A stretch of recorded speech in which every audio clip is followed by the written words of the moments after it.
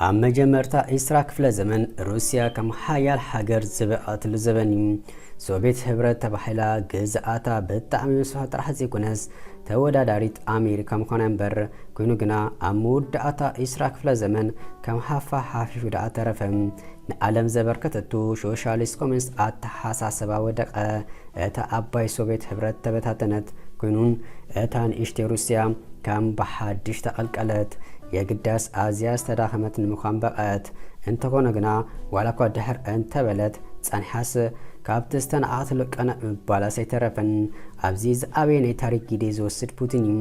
بوتين ابشحن شعاتميتن 50 كلتن توليدو اديونا فابريكا سرحتنيا كتكون كلا ابوخا ابال حيل بحريوم نايقول انات كيزيون زتفلي زبلو غون تمحرتو غنا تمحارا شارشا كفل كله بمارشال ارت ويدما كارات مسحبيوم سامبون جودون اندا تمحاره لينجيزي استسرا فيلمات اندار ايه كمسليا سلا يمسل نيري بحاليوم كينون سلاينه مخانو صمقو ابديل طرح كيتحصره نتزي كال كفتن دفافهم كنا ود 16 عامت منسي كله ناموس كنا يسللا بيت صحفت كيجيب كيدو سلالك خون يدلي كبل حتى قريبيوم نايت منسي دفرت نسب كيجيبي كايغرو ما يترفن تسمع لها كيجيبي زدلي سب حادين يقصر امبر 10 يلون زمص አይቀበልኙም በታ زمص አخያ ተመለስ ክብሎ ግድን ኮኖም ሐሳብ ልቡ ዘ ሰመረሉ መንእሴ ፑቲን ናብሊንግራንድ ዩኒቨርሲቲ ተመሊሱ ህጊ መስናዕ ጀመረም አምና ዩኒቨርሲቲ ጽንሆቱ ብፍላይ አብ ዓለማዊ ርከባት ከምዘ ተኮረ ይነገረሉ አብትነ ዩኒቨርሲቲ ጽንሆቱ ካብ ተጠቀስተ ፍጻመታት ሓደ ናይ ኮሙኒስት ፓርቲ አባል ምዃኑም እዚ ተአባይ ሶቪየት ፈራሪሳ ኮሙኒስት ፓርቲ ከሳዘገድ ዝኸደ ጥራሕ ኮነም ካልአብቲ ዩኒቨርሲቲ ናይ ሕግ መምህሮ ዝነበረ ኣብ ህይወቱ ኣብ ግደት ጻዊቱ ፑቲን እቲ ካብ ንእስነቱ ዝምነዮ ነስለላ ስራሕ ካብቲ ልሙድ ወጻኢ ንክረኸው ዋላ እኳ ዝተፈላላይ ጻዕርታት እንተ ካይደ ከሰምረሉ ስለካለ ናይ ሕግ ትምህርቱ ምክታል ዘይተርፍ ኮነም ኮይኑን ዋላ እኳ ዝደልዮ እንተ ዝረኸበ ኣብቲ ናይ ሕጊ ኣውዲ ኣሕመቐን በንጻሩን ኣበርቲኡ ምጽዓር ካብቶም ኣሎ ዝበሃሉ ተምሃሮ ክስራዕ በቒኡ كحاسبو غنا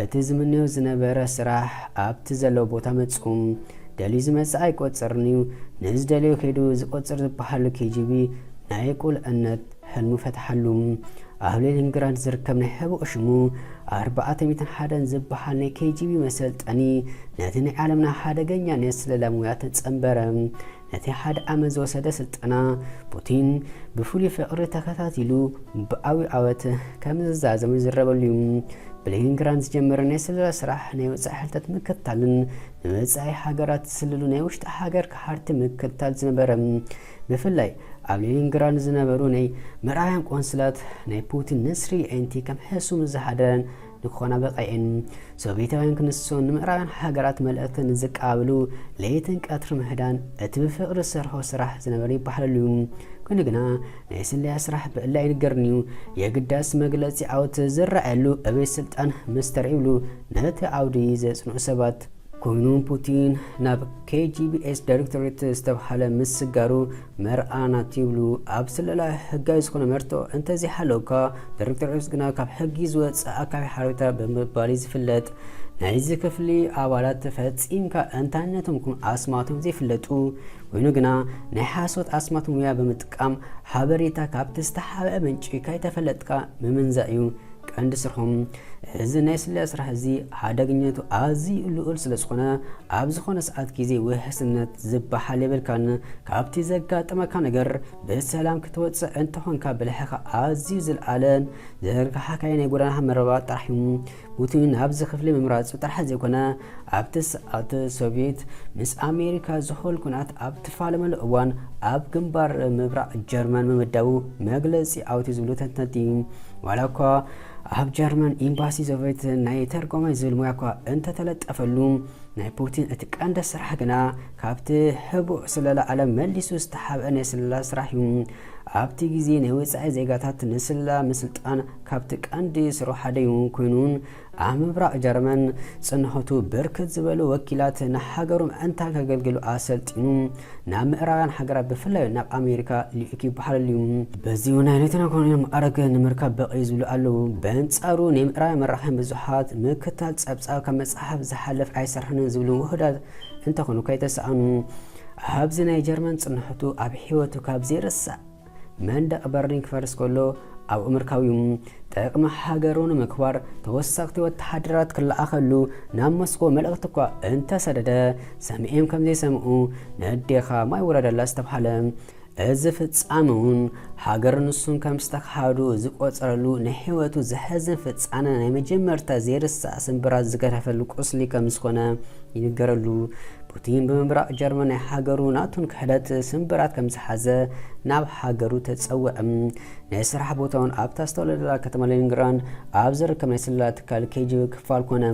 ኮይኑ ግና ናይቲ ግዜ ስርዓት ኮነ ዝናፈስ ዝነበረ ናይ ለውጢ ኩነታት መመሊሱ ነቲ ዝተሰበረ ገና ዘይተፀገነ ልቡ ዝሕመም እምበር ዝፅግን ኣይነበረን እታ ኣባይ ሶቪየት ሓያልነታ እንዳተሸራረፈ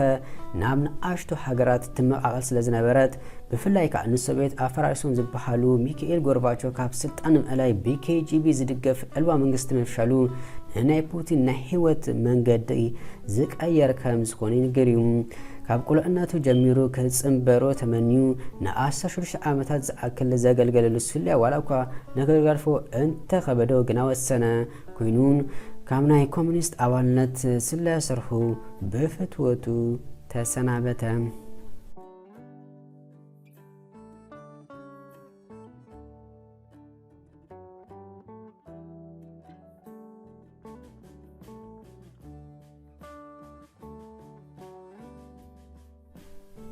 ንፖለቲካ ሓድሽ እንጀርኡ ገበሩ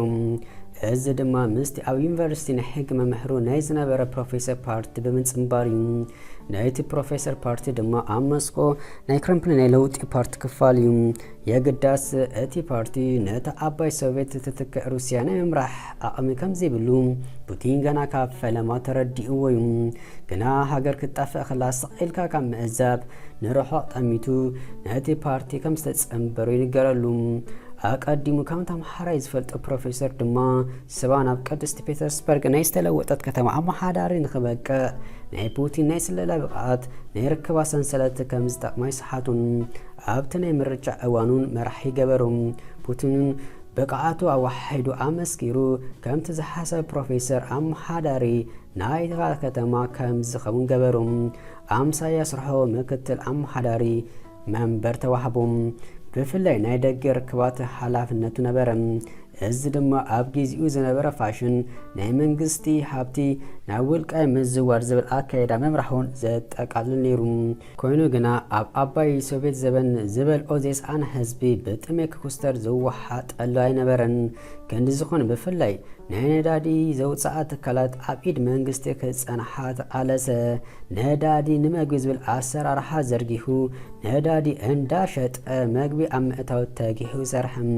ንህዝቢ ቅድስቲ ፔተርስበርግ ካብ ጥሜት ኣናገፉም ካብ ጥሜት ዘድሓንካና ወድና ፑቲን ዕድመኻ ኣሽሓት ዓመት ይኹን ዘበን ስልጣንካ ይባረር ዝብል ንኣዳውን ካብ ህዝቢ ረኸበ ፖለቲከኛታት ግና ምድንጋር ተፈጢሩ እንዳበሉ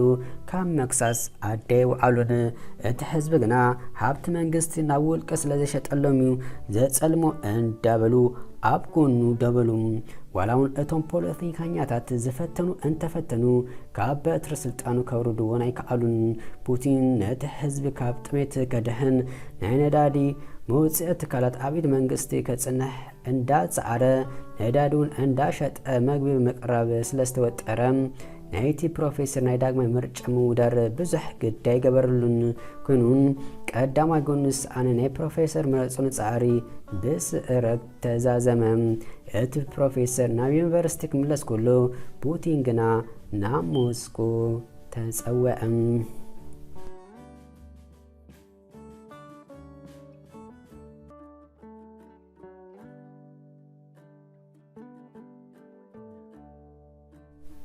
ፑቲን ናብ ሞስኮ ዝተፀውዐ ኣብ ቅድስቲ ፔተርስበርግ ብኣወቱ ከም ዝኾነ ይንገረሉ ኮይኑ ኣብቲ ናይ ፕረዚደንት ናይ ምሕደራ ስልጣን ተዋሂቦ ናይ ቅድም ሶቪየት ናይ ኮሚኒስት ፓርቲ ንብረት ካብ ደገን ካብ ውሽጢ ሃገር ናብ ተሓዳስ ሩስያ ምስጋር ነይሩ ስራሕ ናይ ሓላፍነቱ ሞስኮ ኣብ ጊዜኡ ንብረት መንግስቲ በሽምናብ ግል ምዝዋር በብልሹና ዝተመራሳት ምኳና ዝተረዳእ ፑቲን ውሽጢ ብናይ ሃገር ሓብቲ ስርቂ ኢዶም ዘይተጨማለቐ ፈተውቲ ኣብ ምፍራይ ኣተኮረ በስለላ ዝበቃ ብቃዕቱ ፆታ ፖለቲካ ሰልጢንሉ ተመሊሱ ንምጭባጥ ዝምንዮ ዝነበረ መንበር ኮፍ ክብል በቃ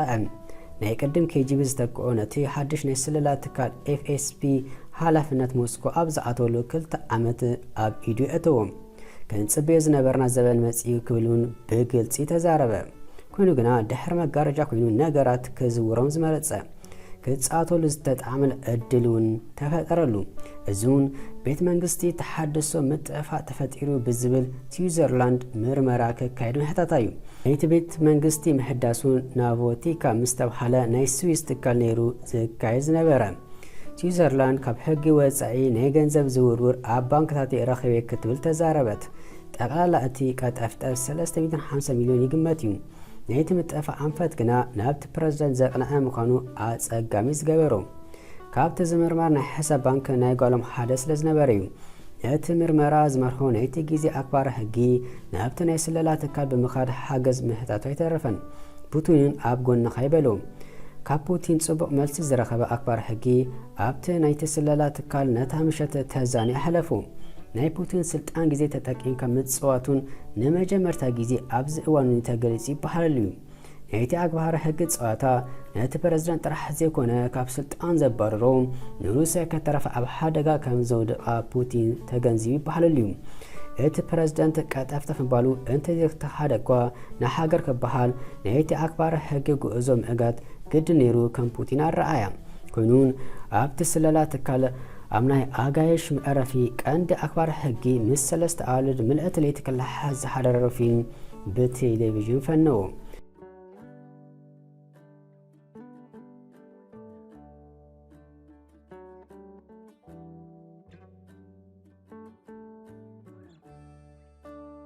እዚ ኣብ ስለላ ዓለም ዝተለመደ ቀትለት ሰብኣውነ በዚ ፑቲን ዋላ ሓደ ዝፍጽሙ የለን ይብሉ ተንተንቲ ብርግጹን ፑቲን እቲ ፊልም ሓቂ ክብሉ ንጋዜጠኛታት ምዝራቡ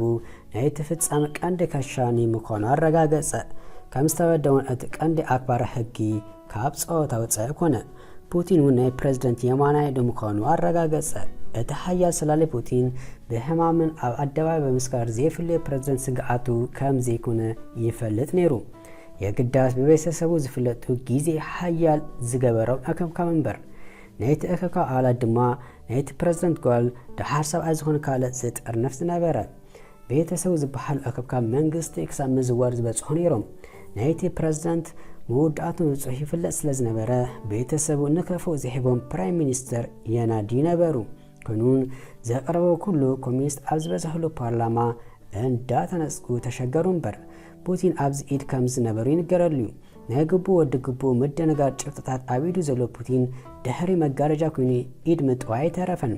ብርግጽ ቤተሰቡ ዝበሃል ኣክብካብ ፑቲን ነቲ ፕረዚደንት እሙን ምዃኑ እኳ እንተፈለጡ